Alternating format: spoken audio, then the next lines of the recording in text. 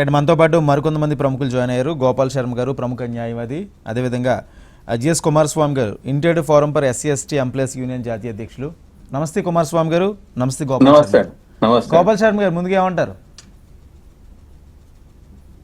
ముందుగా ఈ విషయంలోకి వస్తే కనుక మన యమునా పాఠక్ మేడం గారు తీసుకున్నటువంటి గొప్ప కార్యాచరణకి ఆమెకు ముందుగా మనం అందరం కూడా అభినందనలు తెలపాల్సిన అవసరం ఉంది.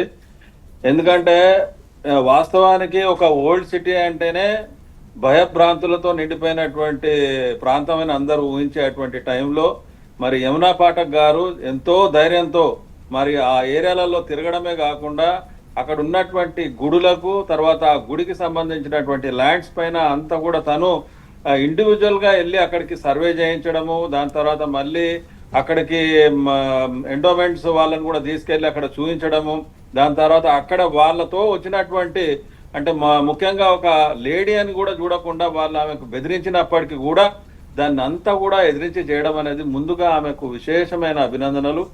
అండ్ రెండోది, ఇలాంటి కార్యక్రమాలు తీసుకోవడం అని అంటే ఒక ఏ ఇండివిజువల్ కైనా దాంట్లో కనుక ఒక ప్యాషన్ అనేది ఉండాల్సిన అవసరం ఉంది.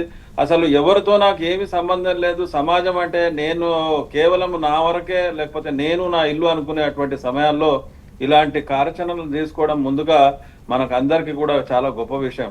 కాకపోతే ఈ గుడులు అనేటివి కేవలం ఒక రెవెన్యూ డెవలప్మెంట్ గా ప్రభుత్వాలు అంతకు ముందు ప్రెసెంట్ సిచ్యువేషన్ లో కూడా ఇందాక పెద్దలు మాట్లాడుతూ అందరు చెప్తా ఉన్నారు, కేవలం ఆ గుడులను ఒక రెవెన్యూ క్రియేటెడ్ దానిలాగా పెట్టారే తప్ప అక్కడికి వచ్చే ప్రతి భక్తుడు కూడా దేవుడి పైన ఒక నమ్మకంతో వచ్చేసి ఆ హుండీలలో వాళ్ళకు తోచినటువంటి దానాలు లేకపోతే డొనేషన్స్ చేయడం వల్లనే ఆ గుడులకు ఇప్పటి నుంచే కాదు, గత కొన్ని వేల సంవత్సరాల నుంచి కూడా ఆ ప్రక్రియ మొదలైంది. కాబట్టి దానికి వచ్చినటువంటి ప్రాపర్టీస్ అన్నిటిని కూడా ఆ గుడికి సంబంధించిన వాళ్ళు గార్డియన్స్ ఎవరన్నా వాళ్ళు సేవ్ చేయడమే కాకుండా ఇప్పుడు డెమోక్రసీలో ఉన్నాం కాబట్టి దీనికి ప్రభుత్వం 101% దానికి సహాయ సహకారాలు చేయాల్సిన అవసరం ఉంది.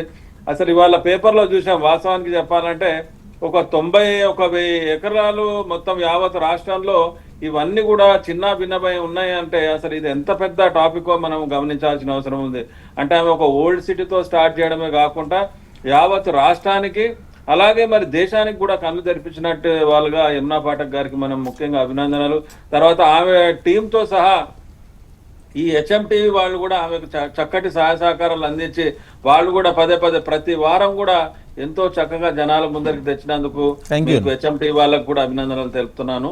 మా ఫోరం ఫర్ SC/ST ఎంప్లాయీస్ తరఫు నుంచి, అలాగే సకల జన సేవా సంస్థానం అధ్యక్షుడిగా అట్లే మా సకల జన సేవా సంస్థానికి మెంబర్ అయినటువంటి మా యమునా పాఠక్ గారికి కూడా మా తరఫు నుంచి అందరికి కూడా సహాయ సహకారాలు ఎప్పుడు ఉంటాయని చెప్తూ ఈ అవకాశం ఇచ్చినటువంటి మీకు HMTV వాళ్ళకి ధన్యవాదాలు sir. Thank you sir. Swami sir, ఇంకొకటి, ఈ రోజు ప్రభుత్వము ఇలాంటి పరిణామం అంటే ఇంతకు ముందు ప్రభుత్వాలు ఇలాంటివి పెద్దగా పట్టించుకోలేని, దేవాలయాలు అంటే ఎజెండాలోనే లేని పరిస్థితి ప్రభుత్వాలకి. అలాంటివి ఈ రోజు ప్రభుత్వం తప్పకుండా సవరణలు చేస్తాము, ఈ సెక్షన్ 83, 84 తొలగిస్తామని నిర్ణయం తీసుకొని వచ్చే అసెంబ్లీలలో కూడా బిల్లు ప్రవేశపెడతామని చెప్పడం మీరు ఎలా చూస్తున్నారు? అది కేవలం నామమాత్రానికైనా లేకపోతే ప్రభుత్వాలు నిజంగా పూనుకొని చేసే అవకాశం ఇందులో ఉందంటారా? ఎందుకంటే ల్యాండ్ మాఫియా ఈ రోజు గ్రేటర్ హైదరాబాద్ పరిధిలో మొత్తం ల్యాండ్ మాఫియా కొన్ని లక్షల కోట్ల రూపాయలు. మరి దీన్ని ప్రభుత్వం సమర్థవంతంగా ట్యాకిల్ చేస్తుంటారా? ఇది చాలా చక్కటి ప్రశ్న అండి. ఇప్పుడు గత 9 సంవత్సరాలు అంటే అంత ముందు ఉన్నటువంటి ప్రభుత్వం ఎన్నడూ కూడా ఎవరిని కూడా దగ్గరికి ఆశ్రయం కానీ లేకపోతే దగ్గరికి వెళ్ళేటువంటి పరిస్థితే లేకపోయింది. కాకపోతే ఇప్పుడు కనీసం ఈ ప్రభుత్వం స్పందించడము, దాని మీద మేము కొత్త లా తెస్తామని అనడము, దాని తర్వాత దీన్ని ఇంప్లిమెంటేషన్ చేయించుకోవాల్సిన బాధ్యత 100కి 100 మనపైనే ఉంటది. కాబట్టి అట్లీస్ట్ స్పందించి ఇవాళ హెడ్లైన్స్ లో వచ్చినందుకు ముందుగా మనం ప్రభుత్వానికి కూడా అభినందించాల్సిన అవసరం ఉందండి. ఎందుకంటే ప్రభుత్వము అనగానే కేవలం ఒకప్పుడు ప్రభుత్వం అని అంటే ప్రజల శ్రేయస్సు కోరి తిరిగి లేకపోతే ప్రజల శ్రేయస్సు గురించి పనిచేసే ప్రభుత్వాలు అని అనుకున్నామే కానీ ఇవాళ ప్రభుత్వం అంటే అది ఒక బిజినెస్ సెంటర్ గా మారిపోయిందండి. మనం అందరం కూడా గమనించాల్సిన అవసరం ఉంది. యథా రాజా తదా ప్రజ అంటే రాజు ఎలాంటి ఒక ఇంటెన్షన్స్ తో ఉంటాడో అలాగే ప్రజలు కూడా అందరు మారిపోతారు. ఇవాళ మీకు ఒక ముఖ్యమైన విషయం నేను ఒకటి చెప్పాలని అనుకుంటున్నా. గత ప్రభుత్వాల్లో మనం ఎప్పుడు కూడా ఏ రోజు పేపర్ తెరిచినా గానీ కొన్ని కోటి అబద్ధాలతో మనం ఆ పేపర్ను కూడా చదవలేనటువంటి పరిస్థితి ఉండే. కానీ ఇవాళ భయమో లేకపోతే పాత ప్రభుత్వం ఇచ్చినటువంటి ఇంపాక్టో కానీ ఇవాళ కనీసం పేపర్ తెరిస్తే కొన్ని మంచి ఏదో ఇలాంటి విషయాలు కూడా మనకు ముందరికి రావడము నిజంగా హర్షణీయము. అండ్ మనం లెటస్ బి పాజిటివ్, మనం పాజిటివ్గా ఉండి ముందరికి వెళ్తే ఈ మాత్రం ఇచ్చిన ప్రభుత్వం రేపు మంచి లా తెచ్చిన తర్వాత ఇంప్లిమెంటేషన్ ఎందుకు చేయదు అనే క్వశ్చన్ మార్క్ కూడా మన ముందర ఉంటుంది. తర్వాత మీలాంటి వాళ్ళు మీతో ఇంకా చాలా మంది మీకు జోడించు వస్తూ ఉంటే ఆ లాస్ని కూడా మనం ఇంప్లిమెంట్ చేసుకోవడానికి ఛాన్స్ ఉంటుందని చాలా మనం గట్టిగా నమ్మకం పెట్టుకోవాల్సిన అవసరం ఉందండి. ఎవరిని కూడా మనం నెగిటివ్గా తీసుకోవాల్సిన అవసరం లేదు. ఇవాళ మీకు అవకాశం వచ్చింది, ఇవాళ మనం ఈ టాపిక్ పైన ఇంత చక్కగా మాట్లాడుకోగలుగుతున్నాం అంటే వాస్తవానికి చెప్పాలంటే ప్రభుత్వం ఒక స్పందనే అని అనుకోవచ్చు. Let us be positive and we will definitely fight and you are there and everybody will be joining with you అంటే.